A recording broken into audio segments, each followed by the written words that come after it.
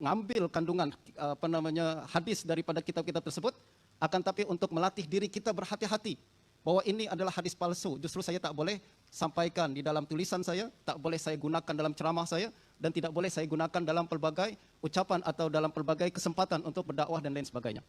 Justru kata Syekh Abdul Fattah Abu Ghuddah, sesungguhnya selalu merujuk kitab-kitab ini akan menjauhkan dirinya daripada hadis-hadis palsu.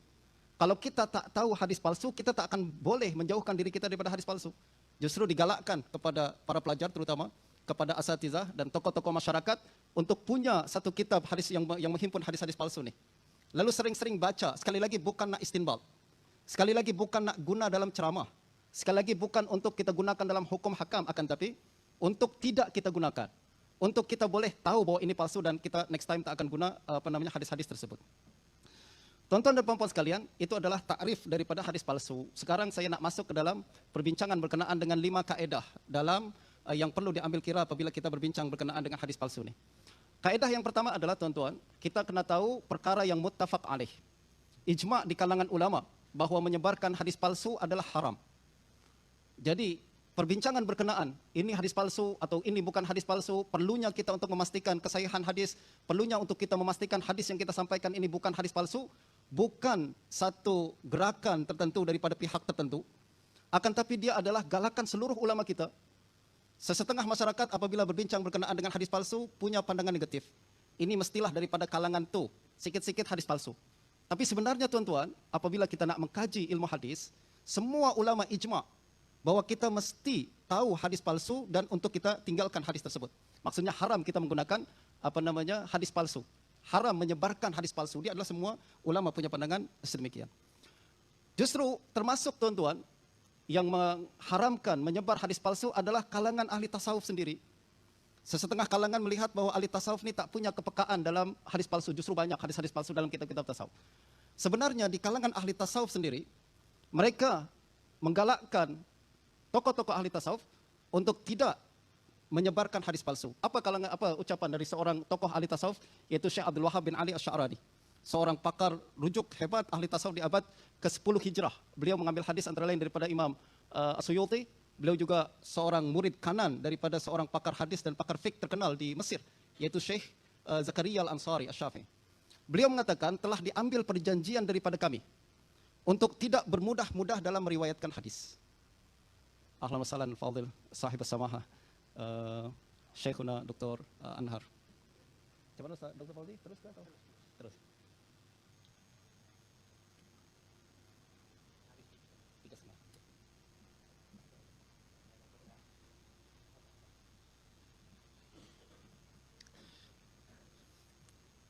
Nah, kita kembali kepada perbincangan berkenaan dengan kepentingan dan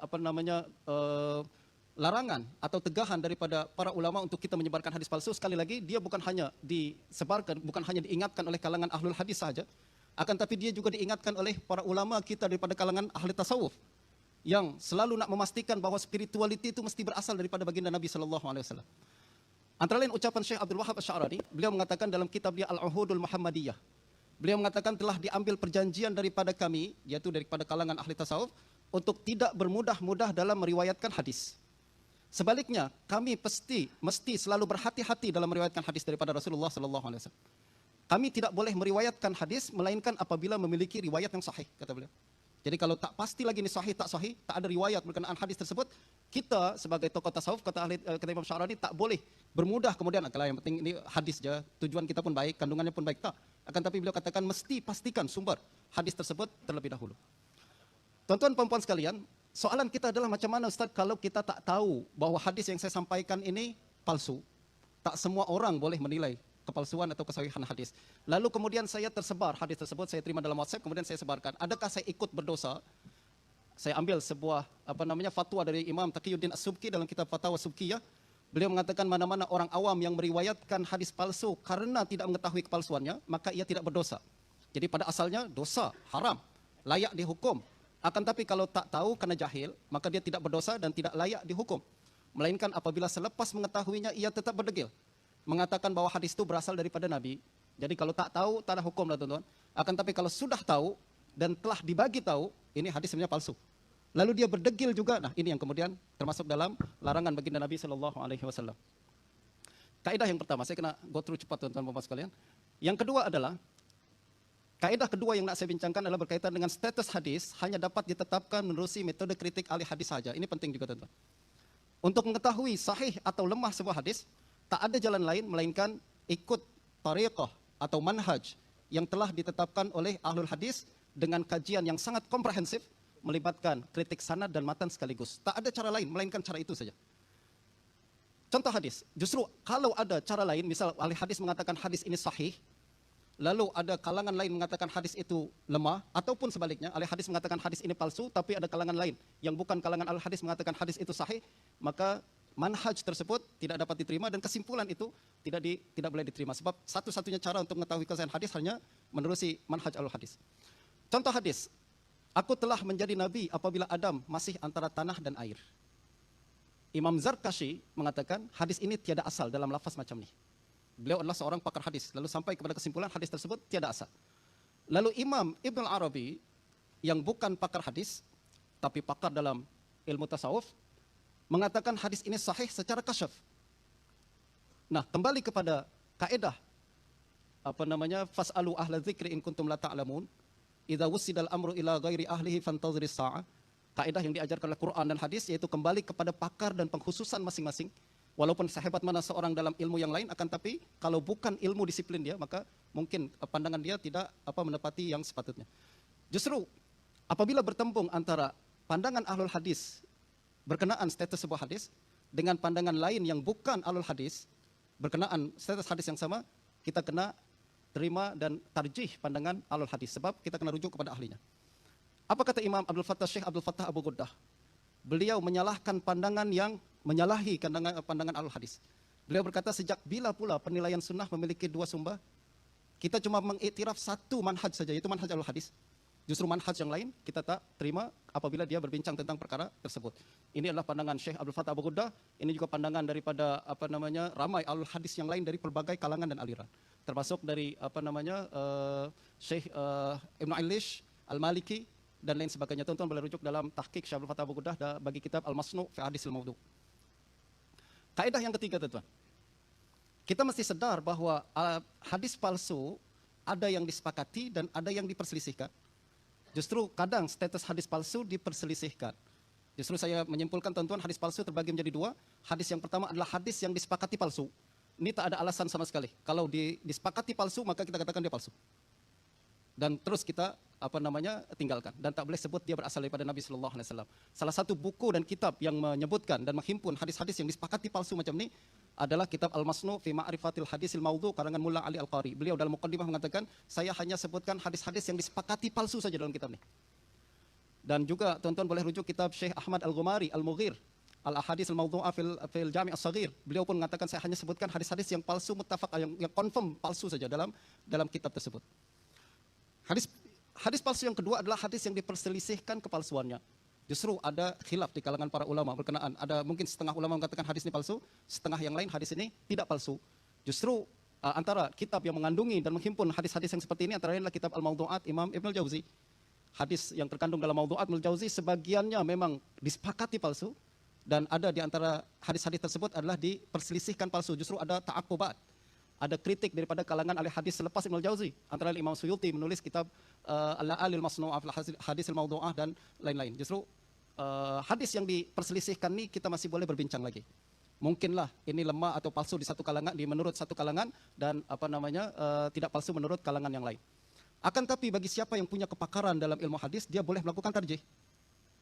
Siapa yang punya kepakaran tentulah terbuka peluang bagi dia untuk melihat khilaf tersebut, lalu mentarjih mana yang menurut dia lebih tepat dengan qawaid ilmu hadis. Salah satu contoh, tuan-tuan, adalah hadis salat tasbih. Hadis salat tasbih dinilai palsu oleh Imam Ibn Al-Jauzi dalam Mawdu'at. Kata Imam Al-Uqaili, tak ada hadis sahih pun dalam hadis tasbih. Imam Ibn Al-Arabi pun mengatakan sedemikian, tapi pada masa yang sama Ibn Salah mensahihkan hadis ini, An-Nawawi dan beberapa ulama-ulama yang lain. Ibn Hajar kemudian mengkaji perkara tersebut, dan beliau menyimpulkan bahwa semua hadis berkenaan dengan hadis salat tasbih adalah lemah. Macam manapun, tuan-tuan, yang saya nak sebut pada hari ini adalah kadang kepalsuan hadis menjadi khilaf di kalangan para ulama, dan kita tak boleh terus putuskan bahwa seolah-olah ini confirm atau pasti palsu kalau masih berlaku perbincangan di kalangan para ulama. Kaidah yang keempat, tuan-tuan, Kewujudan sesuatu hadis dalam buku agama, dalam kitab-kitab tertentu, kadang setengah orang kalau kita katakan hadis ini palsu, lalu dia mengatakan, tahu Ustaz, hadis ini ada dalam kitab nih, ada hadis ini dalam kitab, misalkan yang saya baca karangan ulama nih, hadis ini tersebut dalam kitab fiqh, hadis ini tersebut dalam kitab tasawuf misalkan, hadis tersebut dalam kitab raqa'iq dan lain sebagainya. Kaidah ini menunjukkan bahwa kewujudan sesuatu hadis dalam kitab buku agama yang bukan ahlul hadis, yang karangan ahlul hadis, maka dia tidak menafikan kepalsuan. Kalau dinilai palsu maka tidak menafikan kepalsuan tersebut. Imam As-Sakhawi tuan-tuan dalam kitab Fathul Mughis, beliau bercerita apabila bincang tentang hadis palsu. Dia katakan, saya pernah menghukum palsu sebuah hadis. Lalu ada seorang datang kepada saya, dia katakan, awak hukum ini palsu. Betul. Macam mana awak hukum hadis ini palsu padahal saya jumpa hadis ini dalam sebuah kitab? Imam Sakhawi pun tanya, kitab apa yang awak jumpa nih? Dia jawab, dalam kitab Maudu'at Ibnul Jauzi. Apa pandangan tuan-tuan? Confirmlah hadis palsu, betul tak? Tapi justru kewujudan hadis dalam suatu kitab agama tidak menafikan kepalsuan. Imam, ini disampaikan oleh para ulama kita, Abdul Hayy Al-Laknawi, mengatakan hadis yang terkandung dalam kitab-kitab fiqh tidak boleh dianggap sahih sebelum dimuktamadkan oleh ahli hadis. Ini pandangan moderat tuan-tuan. Kaidah yang diajarkan oleh Al-Quran dan Sunnah, rujuk ahlinya. Imam Az-Zahabi dalam Tazkiratul Huffaz pun mengingatkan perkara itu. Setiap orang ada pengkhususan masing-masing. Kadang dia pakar dalam fiqh, tak pakar dalam hadis. Kadang dia pakar dalam tasawuf, tapi tak pakar dalam hadis. Justru setakat hadis kita jumpa dalam mana-mana kitab yang dia penulisnya bukan pakar hadis dan belum dimuktamadkan kesahihannya oleh ahli hadis, maka dia bukan tidak menghalang untuk dihukum palsu hadis tersebut. Beliau mengatakan hadis yang terkandung dalam kitab-kitab fiqh tidak boleh dianggap sahih sebelum dimuktamadkan oleh hadis, walaupun para pengarang kitab tersebut adalah ahli fiqh yang berwibawa dan tokoh muktamad dalam wacana halal dan haram. Bincang tentang hukum memang muktamad dia. Tapi tidak bermakna bahwa hadis yang dia sebutkan dalam kitab tersebut adalah sahih. Boleh jadi kitab hadis tersebut tidak sahih. Akan tapi kita kena buka soalan, kenapa dia meriwayatkan hadis yang palsu itu? Nah, ini dijawab oleh Imam Jamaluddin Al-Qasimi. Beliau mengatakan kemungkinan besar mereka, yaitu para ulama yang sebutkan hadis tersebut, tidak menyebutkan hadis-hadis tersebut dalam keadaan mengetahui bahwa ianya palsu. Mungkin dia tak tahu, ringkasnya teman-teman. Mungkin dia tak tahu. Sebab apalagi ilmu hadis adalah ilmu yang sangat eksklusif, hanya kalangan elit tertentu saja yang punya kemampuan untuk menilai kesahihan hadis. Justru seorang ulama tidak menguasai hadis, ilmu ini tidak menjejaskan keilmuan beliau. Mereka hanya menyangka ada riwayat bagi hadis-hadis itu. Lagi pula kritik hadis adalah tugasan para pakar. Kadang para ulama hanya sebutkan hadis itu saja. Dia cakap, saya tunggu nanti kritik daripada ahlul hadis. Tunggu kritik daripada ahlul hadis. Tuan-tuan, saya cadangkan untuk baca sebuah kitab bertajuk Risalah Al-Imam Al-Baihaqi lil Imam Abi Muhammad Al-Juwaini. Imam Abu Muhammad Al-Juwaini adalah ayah daripada Abdul Ma'ali Abdul Malik Al-Juwaini, atau yang kita kenal sebagai Imamul Haramain. Imamul Haramain seorang ulama yang pakar dalam fiqh, terutama dalam fiqh Syafi'i. Pada satu ketika beliau nak menulis sebuah kitab bertajuk Al-Muhit. Al-Muhit ini tuan-tuan mengandungi berbagai perbahasan fiqh yang beliau katakan, saya nak terlepas daripada semua mazhab. Saya hanya kembali saja kepada hadis sahih. Justru saya tinggalkan taklid, saya nak tulis sebuah kitab dalam kitab fiqh yang hanya kembali kepada hadis sahih saja. Lalu beliau tulis Kitabul Muhit. Apabila jilid yang pertama keluar, Imam Baihaqi terima kitab tersebut. Imam Baihaqi dengan Abu Muhammad Al-Juwaini satu angkatan. Beliau lalu terima kitab ini dan dia baca. Beliau mendapati banyak hadis-hadis yang tak sahih dalam kitab ini. Beliau kemudian tulis teguran kepada Imam Abu Muhammad Al-Juwaini. Dengan teguran yang sangat sopan, tuan-tuan. Saya cadangkan tuan-tuan baca kitab Risalah Imam Baihaqi. Teguran yang sangat halus dari seorang pakar hadis kepada seorang pakar fiqh. Beliau mengatakan, wahai Imam, apabila saya mendengar bahwa Tuan Imam nak tulis berkenaan sebuah kitab yang hanya kembali kepada hadis sahih saja, hati saya sangat bergembira. Dan Tuan Imam tahu sendiri, dia cakap, kebanyakan fuqaha tidak mengambil tahu berkenaan ilmu hadis ini. Justru apabila saya dengar ada seorang pakar fiqh nak kembali kepada hadis, saya sangat gembira, dia cakap.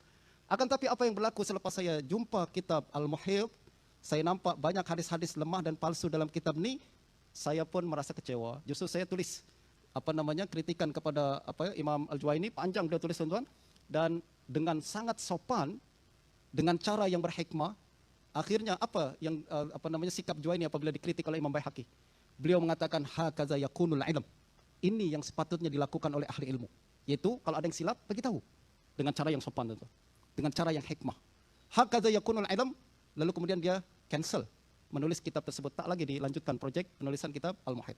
Justru pengajaran kita ambil daripada akhlak para ulama, pertama, kadang orang pakar dalam fik memang dia tak mengetahui hadis, dengan niat baik dia nak tulis hadis itu, bukan nak, maksudnya dia nak sebarkan hadis palsu, bukan. Memang masing-masing ada kepakaran masing-masing. Yang kedua, akhlak para ulama juga menunjukkan pada kita kalau ada yang silap, tegur, tapi dengan cara yang berhikmah. Kalau teguran kena pada tempatnya, insya Allah dia akan menghasilkan juga sikap yang positif daripada orang yang ditegur tersebut. Kaidah yang kelima, penetapan hadis palsu berkaitan dengan kepastian nisbah kepada Nabi, bukan penetapan hukum yang lima. Ini saya perlu ingatkan juga tuan-tuan. Kalau seorang alul hadis mengatakan hadis ini palsu, apa maknanya? Maknanya nisbah ucapan ini kepada Nabi tidak sahih. Maknanya Nabi tak cakap macam tu, ucapan macam tu. Maknanya hadis tersebut tidak pernah diucapkan oleh Nabi SAW. Itu makna kalau dihukum hadis ini palsu. Bukan kita tetapkan bahwa hukum berkenaan adalah halal atau haram, boleh dibuat atau tak boleh dibuat. Sebab tugasan alul hadis memastikan nisbah, memastikan ini ucapan Nabi atau bukan. Bukan tugasan alul hadis mengeluarkan hukum daripada hadis tersebut. Itu kembali kepada fatwa atau ijtihad para fuqaha kita. Contoh hadis, anfik ma fil jaib, ya'tika ma fil ghaib. Belanjakan apa yang ada dalam saku kita, nanti yang ada di dalam ghaib akan datang kepada kita. Maknanya apa kandungan hadis ini? Suruh kita berinfak, bersedekah, dan jangan takut miskin. Allah akan ganti, itu kandungan hadis ini. Sedekah, Allah akan ganti. Hadis ini dipastikan palsu, teman-teman. Kata Imam Mula Al-Qari, hadis ini palsu, bermakna apa? Maknanya Nabi tak pernah cakap kalimat macam ni. Akan tapi, adakah kandungannya boleh diamal? Kandungannya selari dengan hukum hakam? Itu urusan fuqaha dengan melihat dalil-dalil yang lain. Justru kata Mula Al-Qari, tiada asal dalam lafaz macam ni, namun maknanya sahih. Dalilnya apa? Firman Allah Subhanahu wa taala, "Wa ma anfaqtum min syai'in fa innallaha yukhlifuh." Lalu juga hadis dalam Sahih Bukhari dan Muslim, unfik alaik. Maknanya apa, tuan-tuan? Maknanya adalah kalau dihukumkan hadis ini palsu, bukan bermakna kandungan dia kena ditinggal, kandungannya tak boleh diamal. Tak, kandungan antara tashih dengan amal adalah satu perkara yang berbeza. Dan secara ringkas, tuan-tuan, saya katakan macam ni. Hadis adalah salah satu dalil, tapi dia bukan satu-satunya dalil. Dia adalah salah satu dalil, lepas Quran, Sunnah, Ijma' dan Qiyas, tapi dia bukan satu-satunya dalil. Apabila hadis tersebut tak sahih, bukan bermakna tak ada hukum. Imam Ahmad bin Hanbal pernah ditanya, tuan-tuan, berkenaan hukum membaca bismillah, berkenaan hadis la wudu'a liman lam yazkur ismallahi alaih. Apa status hadis ni? Tak sah wudu melainkan untuk orang yang tidak mengucapkan nama Allah. La wudu'a liman lam yazkur ismallahi alaih. Kata Imam Ahmad tak sahih. Lalu beliau ditanya, apa hukum membaca bismillah sebelum berwudu? Beliau katakan mustahab, sunnah. Kalau logik kita, tuan-tuan, kita akan cakap hadis tak sahih, macam mana you kata mustahab? Kan tapi antara tashih dengan amal adalah satu perkara yang berbeza. Kadang pun, tuan-tuan, secara ekstrim lagi kita boleh mengatakan juga, kadang ada hadis sahih tapi tak diamalkan oleh fuqaha. Bukan karena fuqaha ini tanah amal sunnah, akan tapi antara tashih dengan amal memang ada satu gap yang mesti diisi oleh pakar fatwa dan pakar memiliki kemampuan untuk istinbat dan mengamalkan